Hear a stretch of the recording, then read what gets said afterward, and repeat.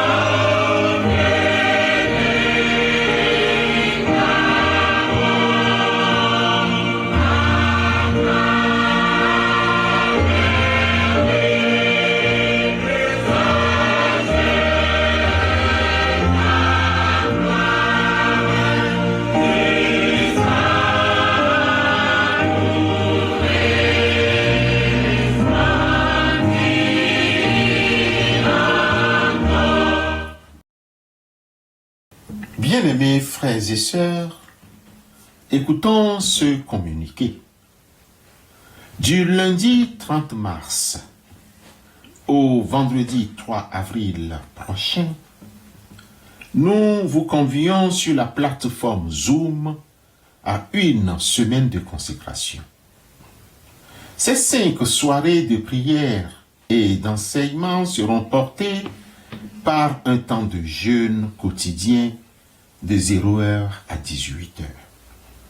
Ce rendez-vous spirituel sera l'occasion de revêtir, selon la promesse prophétique, la cuirasse de la justice et le casque du salut. Sous le thème « Ne crains pas », inspiré du livre d'Ésaïe, chapitre 59, versets 17 à 21, nous irons puiser la force nécessaire pour nos défis actuels. Nos rencontres quotidiennes commencent à 20h, heure de Paris et de Bruxelles, à 19h, heure de Cotonou, Yaoundé, ou bien 18h GMT, heure de Lomé, Dakar, Abidjan. Nous vous prions de vérifier, bien-aimés frères et sœurs, la correspondance de votre fuseau horaire local sur la base de 18h GMT. Que ce temps de jeûne, de prière et d'enseignement ne soit pas une simple privation physique ou une rencontre formelle, mais une véritable préparation du cœur à recevoir l'effusion de son Esprit Saint. Car sa parole déposée en votre bouche ne s'en retirera point. Ne crains pas, car l'Éternel se lève pour toi.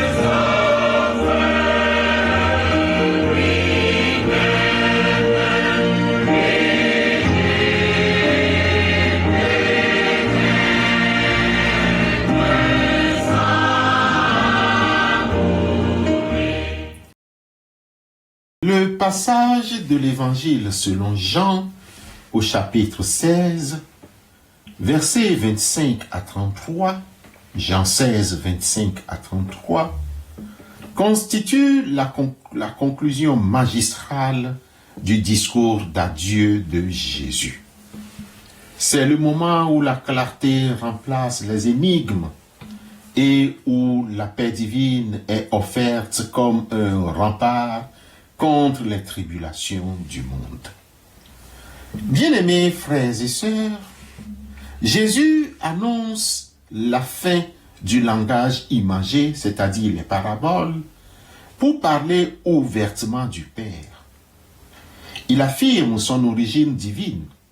Il est sorti du Père pour venir dans le monde et il s'apprête à quitter le monde pour retourner au Père. Les disciples croient alors enfin comprendre, mais Jésus les met en garde. L'heure de la dispersion arrive où ils abandonneront. Pourtant, il affirme ne pas être seul, car le Père est avec lui. Il conclut par une promesse de paix, les encourageant à prendre courage, car il a vaincu le monde. Bien-aimés frères et sœurs, comment comprendre la conclusion de ce discours d'adieu? Ce passage est riche en révélations sur la nature de la mission du Christ. L'heure vient où je ne vous parlerai plus de cette manière. Je vous annoncerai en toute clarté ce qui concerne le Père. Jean chapitre 16, verset 25b. Jusqu'ici, Jésus utilisait des images. Notons le grain de blé, la vigne, la femme qui accouche. Mais l'heure dont il parle est celle de la glorification, c'est-à-dire la mort et la résurrection. Après Pâques, la lumière de l'Esprit Saint rendra tout limpide. La relation au Père sera directe.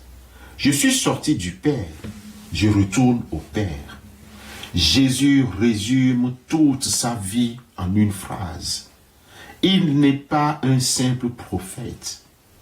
Il est le mouvement même de l'amour de Dieu qui descend vers les humains pour remonter l'homme vers Dieu. Le Père lui-même vous aime. C'est une révélation théologique. Frères et sœurs, Jésus explique qu'il n'a pas besoin de prier le Père pour convaincre Dieu d'aimer les hommes. Le Père les aime déjà parce qu'ils ont cru en son Fils. Vous serez dispersés. Jésus voit au-delà de l'enthousiasme fragile des disciples. Il sait que la passion sera une épreuve pour leur foi, mais il leur pardonne d'avance. Prenez courage, j'ai vaincu le monde. Le mot monde, ici, désigne tout ce qui s'oppose à Dieu. La haine, la peur, la calomnie, le mensonge, la mort. Bien-aimés frères et sœurs, la victoire est déjà acquise spirituellement, même si les disciples doivent encore traverser la détresse. Frères et sœurs, nous arrivons au terme de notre marche de carême. Les disciples dans l'évangile d'aujourd'hui pensent avoir enfin tout compris. Ils disent, maintenant nous croyons. Mais Jésus sait que leur foi n'a pas encore été passée par le feu de l'épreuve. Pendant ces moments de carême, nous avons peut-être eu des périodes de grande clarté et d'autres de profonde solitude. Jésus nous adresse deux paroles cruciales pour nos vies aujourd'hui. La première, la solitude. n'est qu'une apparence. Jésus dit, « Je ne suis pas seul, car le Père est avec moi. » Dans nos déserts, dans nos maladies, dans nos injustices, nous ne sommes pas seuls. Le Père nous aime directement, personnellement, il nous aime. Notre prière ne traverse pas un plafond de plomb. Elle est accueillie par un cœur paternel. La deuxième leçon est que la paix n'est pas l'absence de conflit. Jésus ne promet pas que le monde sera facile. Il dit, vous aurez de la détresse dans le monde. Le carême nous apprend que la foi ne nous évite pas la tempête, mais elle nous donne un encouragement, une force pour avancer. La victoire du Christ ne consiste pas à supprimer la croix, mais à la traverser pour en faire une porte. Où chercherez-vous votre paix? Dans le confort éphémère du monde ou dans la victoire déjà acquise du Christ? Êtes-vous prêts pour l'heure? L'heure de Pâques approche. C'est l'heure de sortir de nos paraboles, de nos faux semblants pour parler cœur à cœur avec le Père. Prenez vos courages. La détresse est réelle, mais elle est celle d'un monde déjà vaincu. Ne donnons pas à nos problèmes plus de pouvoir qu'à la résurrection qui vient. Passons ces derniers jours de carême, non pas dans la peur de nos faiblesses, mais dans l'audace de la victoire de Christ. Il est sorti du Père pour nous chercher.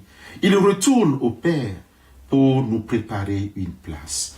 Que sa paix, qui surpasse toute intelligence, garde vos cœurs et vos pensées. Amen.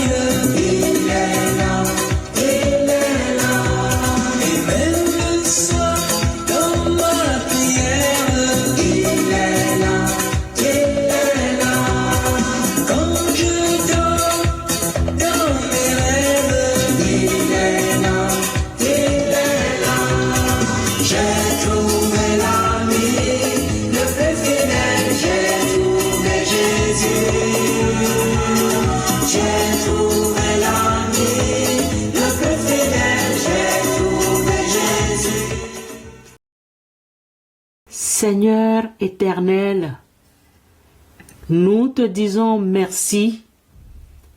Merci pour le souffle de vie. Merci pour ta protection invisible et pour ta fidélité qui ne faillit jamais. Nous te louons car tu es le rocher de notre salut, la lumière que les ténèbres ne peuvent étouffer. Merci de nous avoir aimés le premier et de nous appeler tes enfants. Contre les forces de division et l'obscurité, Seigneur, nous te prions. Nous venons t'apporter ceux qui souffrent du venin de la jalousie et de la méchanceté d'autrui, que ce soit au sein de nos communautés ou dans le monde. Nous brisons par la puissance de ton Esprit Saint l'influence de toute méchanceté, de toute sorcellerie et des œuvres des ténèbres qui cherchent à détruire les vies. Regarde les discordes entre frères et sœurs, Là où règne l'amertume, délivre-nous. Transforme les cœurs de pierre en cœurs de chair, afin que l'unité de l'esprit l'emporte sur les querelles. Pour les malades et les soignants, Père de miséricorde, pose ta main de guérison sur eux. Sur les malades hospitalisés, assiste, guéris et délivre. Que ta force coule dans leur corps affaibli. Bénis les médecins et les chirurgiens. Accorde-leur une protection divine, une sagesse profonde et une compassion inépuisable. Que chaque hôpital devienne un lieu où ton œuvre de restauration se manifeste. Pour les bergers et les serviteurs, fortifie tes enfants. Les prêtres, les pasteurs, les prédicateurs, les anciens, les diacres. Protège-les des attaques, renouvelle leurs ailes et donne-leur une parole de vérité qui libère les captifs, qu'ils soient des modèles d'intégrité et de foi. Pour les enfants, nous te confions tous les petits, ceux qui sont à la mamelle et ceux qui grandissent. Trésor de ton royaume, préserve-les du mal, garde leur joie intacte et qu'ils grandissent sous ton aile protectrice. Instruis dans ta voie tes enfants dès leur jeune âge. Seigneur, nous recevons ta paix, car tu as vaincu le monde. Nous passons de la crainte à la victoire, car celui qui a promis est fidèle. À toi seul, la gloire et l'honneur au siècle des siècles. Amen.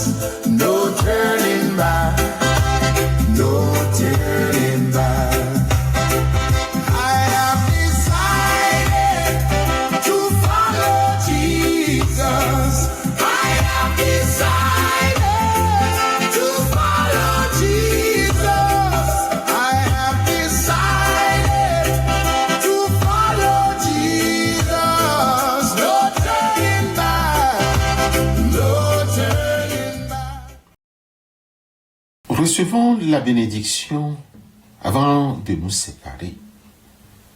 Que le Seigneur, le Dieu de toute consolation, étende sa main protectrice sur vos vies, qu'il brise tout lien de méchanceté, de jalousie ou de discorde, et qu'il rétablisse l'unité et l'amour entre les frères et sœurs.